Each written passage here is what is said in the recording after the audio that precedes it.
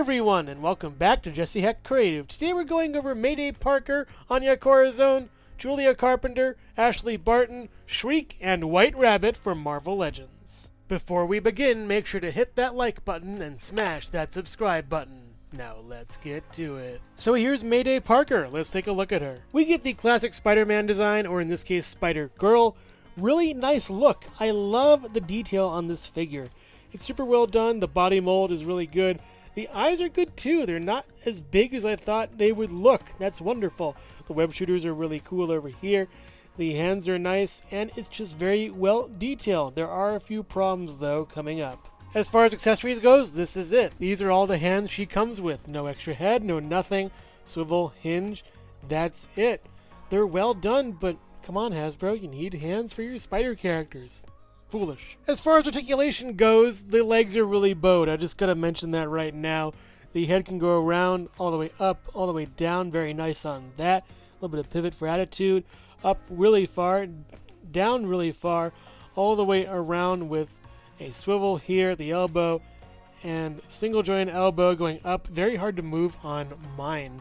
You get some swivel here, which breaks up the paint over here, so it doesn't look that great. Goes back and not really forward.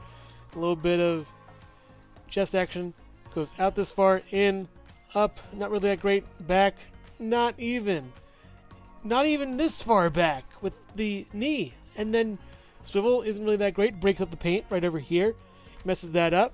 And then down and up. And then pivot. I think we have a contender for the worst Spider-Man figure, 2 pig holes, on the web. This is just a terrible figure, I think, and not really my thing at all. She can't even stand. There we go. Wow. Let's go over Anya next. Same body mold, but vastly improved, I think. The legs aren't as bowed. The sheen looks really good on this like pearlescent white.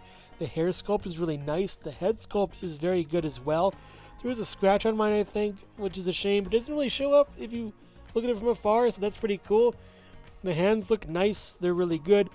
The legs are awesome. You do lose some paint over here as far as articulation would go, but it's the same body mold and everything. So yeah, it's just all the same thing. The hands swivel and then go up and down, and the head goes around and then back. Not really that. It can go back pretty far and forward this much. This is a much better figure, in my opinion, as opposed to Mayday Parker. If you want to get a teenage Spider-Man character, get this one. It's great. And now for Shriek.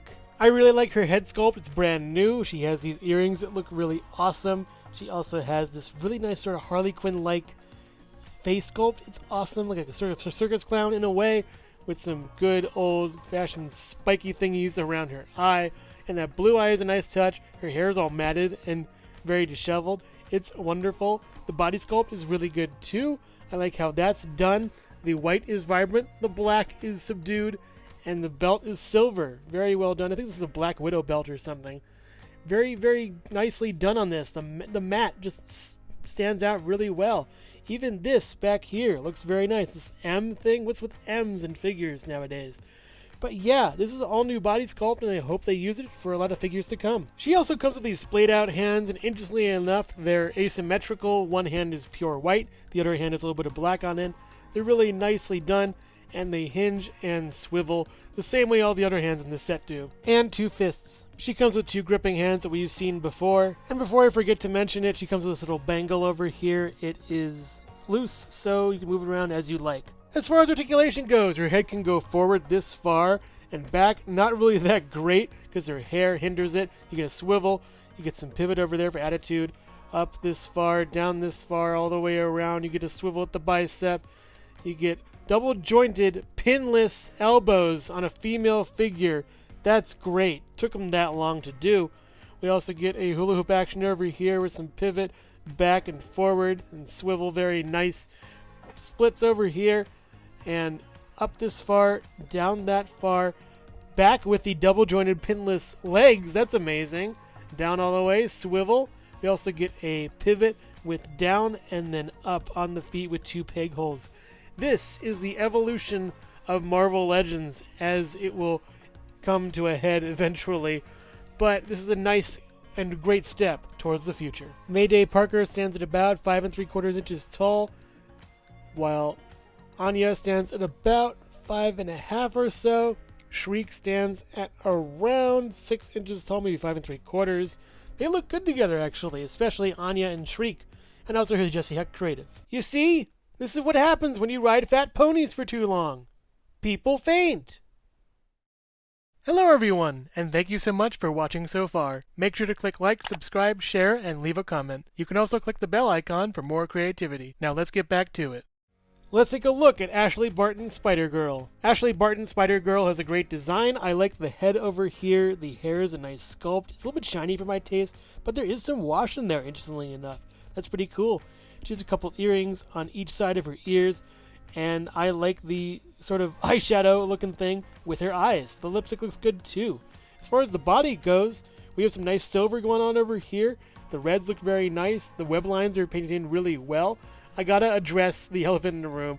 That spider symbol is really funny to me and very interesting. It's well done. It actually goes all the way up too, which is great painting on their part. Super awesome. On the back, no spider symbol, which is kind of a shame. Maybe I got a misprint. Who knows? Going down all the way, more silver going to the spider webbing, and looks very nice. Really well done figure. As far as hands go, she can swivel and then hinge this holding hand for some reason. And we also have a fist over here, you can swivel and then hinge. She doesn't have anything to put in the holding hand. I gave her this sort of lead pipe kind of thing she can use. I think it was from the Mockingbird figure or something like that. It's a nice piece and looks really cool. She can clock some heads in with it. As far as articulation goes, the head can go back this far and forward this far. You get some swivel right there, some pivot. We also have up this far, all the way around, swivel, single joint elbow going down. We also can go around this far, back, forward, get some swivel in there. Not too much swivel, and pivot's pretty good too. We get out, not really that great for a spider character. We go up this far, down, double jointed knees. It's just okay though, which is kind of a shame. Swivel, and then pivot with down and up. And the pivot, it's kind of funky on this one. Let's try this one. A little bit better, I think. 2 peg holes. Yeah, for Hawkeye's daughter, she needs better, I think, articulation. Drop down hips, I was thinking, would do wonders for this figure. But it looks really great, especially with that lead pipe. Here's Julia Carpenter's Spider-Girl. The hair is the most striking part of the figure. It's really well done as far as sculpting goes. Paint is okay. It's kind of weird and very comic book looking. It looks nice though as far as the sculpt is concerned. The face is good too, with the eyes and the mouth being good. As far as paint goes, the spider symbol is interesting. It comes down to sort of a teardrop look. That's really great. I think they're running out of design for spider symbols on their figures. There is a mishap on the figure over here, sadly. It's kind of a shame. And the spider symbol on the back is the same as the front. Pretty cool. You get a hole in the back for, posing and stuff like that. And yeah, it's just the same body mold as the previous figure I just reviewed. So that's basically it. The head goes down this far and up this far. You get a swivel and some pivot. And yeah, that's kind of all that's concerned with this. She also comes with 2 hands. We've seen them before. Swivel, hinge. That's kind of it. She comes with this weird web effect that is immobile. You can swivel it, but that's all. It's kind of translucent and somewhat rainbowy, which is really nice. I don't like how it bunches up around her hand and just globs in. They could have done that way, way better. Maybe I got another misprint. Who knows? And last up is White Rabbit. I gave Alice in Wonderland's Disney movie a pretty fair score, and this is a pretty fair figure. I like it a lot, actually. It's better than fair. It's great. The head is a really nice touch. They did better on the painting on the hair. It's wonderfully done. I like this a lot, as opposed to the other figure. The sculpting on the little ears are really nice. They look furry and fuzzy and cute. We get this face with the whiskers and the nose, and the eyes are very vibrant. It's a really well done head sculpt. I love that. Tying the pink to the end of the ears down to the bow tie is really nice. It's a loose piece that you can move around a bit. That's fine. We get this sort of corset looking thing, brassiere, I'm not sure what to call it, and a little watch, the White Rabbit. It's really cute and funny. We also get this very shapely coat that is conformed to her, but you can use it with other figures and stuff. I believe I've used it in kit bashes and whatnot, and it flares out a lot in the back. Kind of weird to me, but whatever. She has white gloves, and she has no leggings except for these large boots that are like furry and Ugg-like. I'm not sure what to call them, but they're very interesting. This is a really nice and interesting figure and a fresh take on the White Rabbit character. As far as accessories go, she comes with 2 holding hands, swivel, hinge. What else is new? She comes with this umbrella that looks really nice, fits in her hand pretty easily. The silver on the bottom looks really great compared to the silver on the top. It's just paint, but the pink in the umbrella seals the deal and ties into everything else of the figure. It looks wonderful. You can also place this flare on the tip of the umbrella, turning it from a regular umbrella to a weapon of destruction. She isn't only copying Alice in Wonderland here, though. She's also copying Batman as well. As far as articulation goes, the head can go back not really that far at all, forward pretty far, swivel over here. We also get some pivot too, great pivot, up this far, down all the way around. We get a swivel too, we get a swivel down here, we go up and down, and we also get some swivel here at the top, around and then back and then forward. Not so much, it isn't that great, and it just swivels basically out this far, in, up this far, back, pretty good. You get a double jointed knee. I'm going to twist out of proportion just to show how it works, and that's pretty fine. If you have the coat though, it's going to be a pain. You get a swivel up here, you get a swivel down here at the boot, and then down, and then up, and then pivot surprisingly well with 2 peg holes at the bottom of the feet. White Rabbit is a really great figure. Sure, the articulation isn't really that great, but she just looks good from a character standpoint. Very awesome and really nicely done. All 3 of these figures stand at just under 6 inches tall or so in varying degrees. They're really good figures though, and I like them. And also here's Jesse Hecht Creative. Well guys, I guess I did it. I killed the Wabbit. If you guys want to take anything... Oh, Ashley, I guess I saw you took her umbrella.